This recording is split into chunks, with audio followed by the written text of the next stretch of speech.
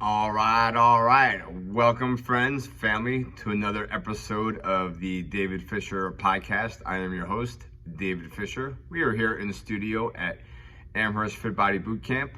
Welcome, everybody. Glad you can make it in. Again, the mission of this podcast is to get a little bit better today than we were yesterday. Sometimes that's easier said than done, for sure. One of the biggest, I guess it could be both ways, right? It can be something that is on the positive side. It can be something that's on the negative side, is change, the word change. Is that something that creates a sense of fight, or is it something that is to be embraced? Lots of different expressions about change come to mind, right? Change or die. If it ain't broke, don't fix it. I think oftentimes of one of my first real trainings as a manager that had to do with change had a lot to do with technology and processes and systems. And in the bank, a lot of things were changing. I don't remember exactly when the ATM came out, but certainly as things transitioned to a lot more of online banking, a lot less of face-to-face interactions, having to navigate those changes was very difficult, and really trying to deal with a lot of different attitudes that came about with change. Not everybody thinks that change is often a good thing. You guys know really one of my favorite sayings about whether things are good or bad, right? William Shakespeare, right here on my desk. Nothing is good or bad. Thinking makes it so, right? So what thoughts I assign to that change often will create my need to fight the change or to embrace the change. So I really want to dive into this today a little bit as terms of, what does the word even mean, change? So, of course, I looked this up. According to Merriam-Webster online, the verb change, to make different in some particular, alter, to make radically different, transform, to replace with another, to make a shift from one to another, to become different. As a noun, the act or process or result of changing, such as alteration, transformation, substitution. Of course, there's the money aspect of change, or changing clothes, etc. But we're really talking more about that alter, the shift, even the process or result of changing, making something different. So one of our core values here at Fit Body Boot Camp is to drive change. And I thought I'd start off with, why is that so important? Why do we want to drive change? Because what we're really trying to do, as we just said in the definition, is to transform our bodies, transform our fitness. And in order to do that, it really needs to be a lifestyle change. So being able to incorporate fitness into our lifestyle for a lot of us is a big change. As I've shared with you, my audience here in the past, and certainly friends and family know, it's been something that has been ongoing throughout my entire lifetime. Most recently, my own physical change, being 238 pounds, literally releasing back to the universe, as I like to say, right? I tend to think if I'm losing something, then I have a propensity to try to find it. So I no longer say, or I try very hard to change my words, that I didn't lose 70 pounds, I gave it back to the universe. Like, I no longer needed it, it no longer served me in my life. So in order to create that physical change, a lot of other things had to adapt in my life. And one of the things that comes to mind in terms of like the adaptation part is it's not really the official Marine Corps logo, United States Marine Corps. It's more of an unofficial adapt, overcome, improvise, adapt, and overcome. That saying, I think, really got its origin, I don't know how many years ago, but the Marine Corps, once upon a time, would get a lot of its equipment from the Army. So they may not be necessarily what was going to work for the mission, but that became more of a slogan or a mantra as to, okay, well, what are we going to do? We're going to improvise, adapt, overcome in order to make something work. And that has become, again, for a lot of people, a mindset of, I think of probably even the, I think it was Heartbreak Ridge, right? Gunnery Sergeant Tom Highway, played by Clint Eastwood, right? That was one of his famous lines in that movie, is to improvise, adapt, and overcome. But that was the whole purpose of something that wasn't planned. What do you do, right? That's how we change on the fly. That's how we become able to problem solve, and I'll get into that in a minute here. But that was kind of where I felt like the change for me was something that became so important, as taking that on as even a mantra for myself, is to be able to improvise, adapt, and overcome.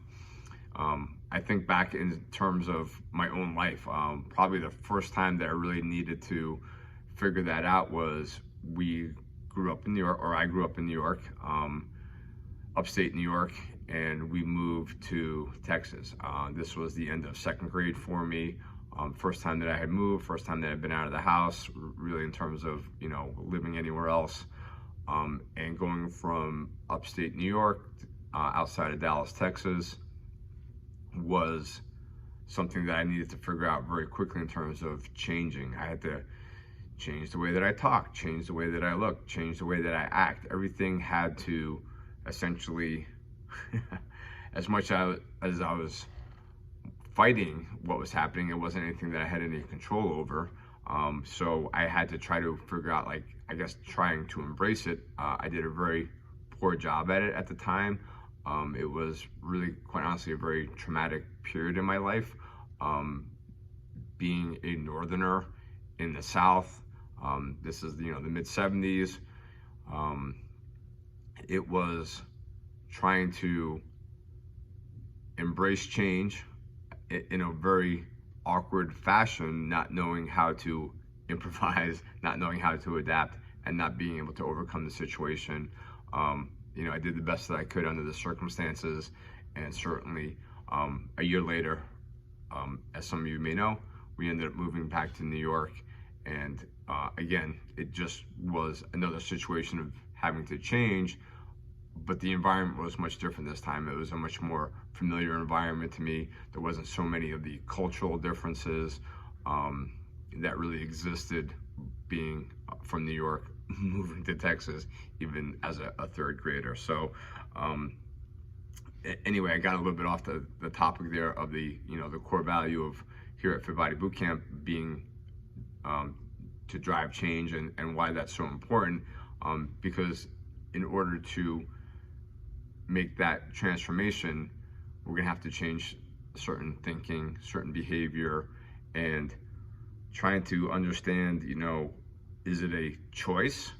Are we going to fight this, or are we going to embrace it? Absolutely, it's a choice.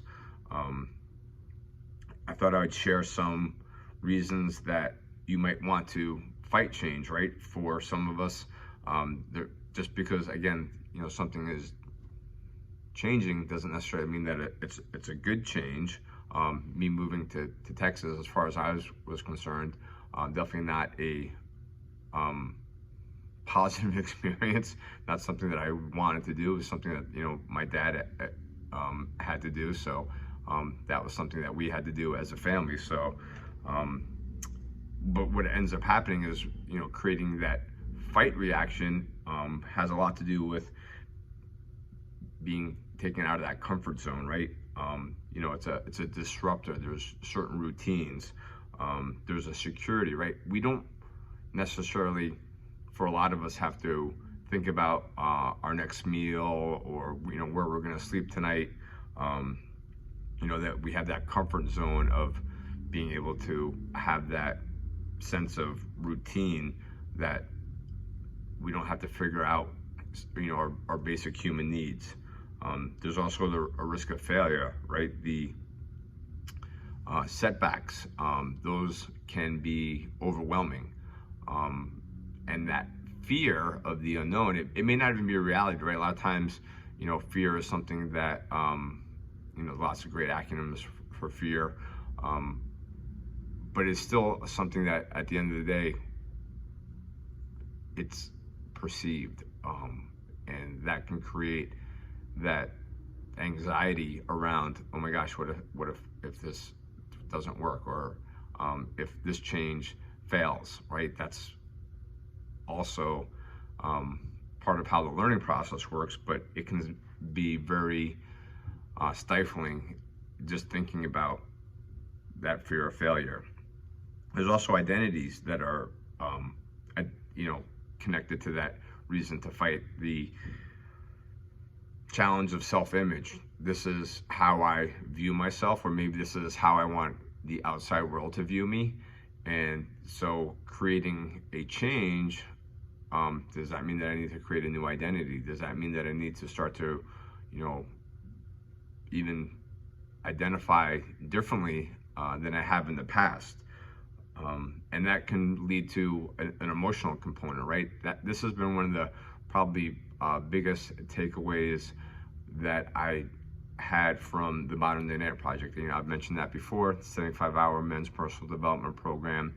One of the lessons that is taught during that 75 hours is on emotional discipline. It is, for me, something that I've always known about, emotional intelligence, but not really understanding how that awareness works. So having an emotional situation that I'm unfamiliar with, that can create that need to feel like, okay, I need to fight this. This is not something that I'm familiar with. This is not something that I want to become familiar with. I'm not going to, step outside that comfort zone. So that is a big component for myself anyway, is the emotional part. There's also the final piece I want to talk about with the fighting part of it, is the predictability that, I mentioned that before, is, having that predictability as far as like, as simple as knowing where we're going to sleep tonight, is very comforting. That's, if that were to change, I don't know, it could be something as simple as, I guess maybe hiking, or, not knowing exactly where I'm going to be sleeping. That would, again, be something that would be stressful for me. And then on the flip side of the fight is the embrace. Do I embrace that change, or how do I embrace that change? There is a growth component, right? A lot of what I talk about is personal development in my own journey, and trying to figure out, like, can I learn some new skills, or is there like a different perspective that I can have, right? What if my perspective on not knowing where I was going to sleep tonight involved some sort of like adventure? Like, certainly for myself, I'd want to have the proper gear. It's summertime now. This is not the middle of winter in New England. But if that were the case, then I would need to be able to, again, in order to have that feeling of growth, is, okay, like, this is going to be an adventure. I'm going to, get the proper equipment that I would need in order to, survive in that type of a situation.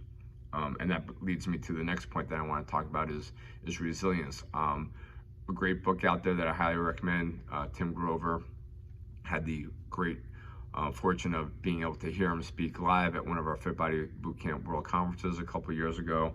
If you guys don't know who he is, world-class trainer for some of the greatest athletes in the world, particularly in basketball, Michael Jordan, the late Kobe Bryant, Dwayne Wade, but he has a book called Resilience, and he really talks about, you know, what that mindset it takes to have that resilience in order to embrace, you know, really trying to be the best in a particular sport, in this case, you know, basketball, on a consistent basis.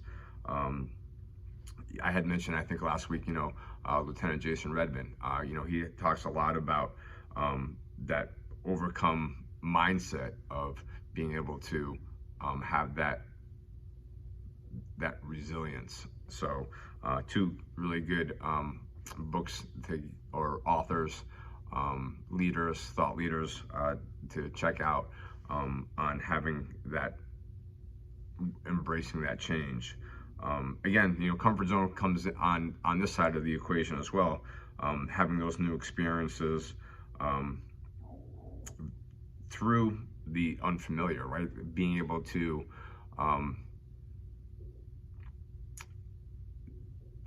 look at something as, even though this is outside of my comfort zone, I'm still going to lean into that because that's something that I'm going to embrace, something that I'm going to invite into my life in order to help move me through whatever change I'm trying to create.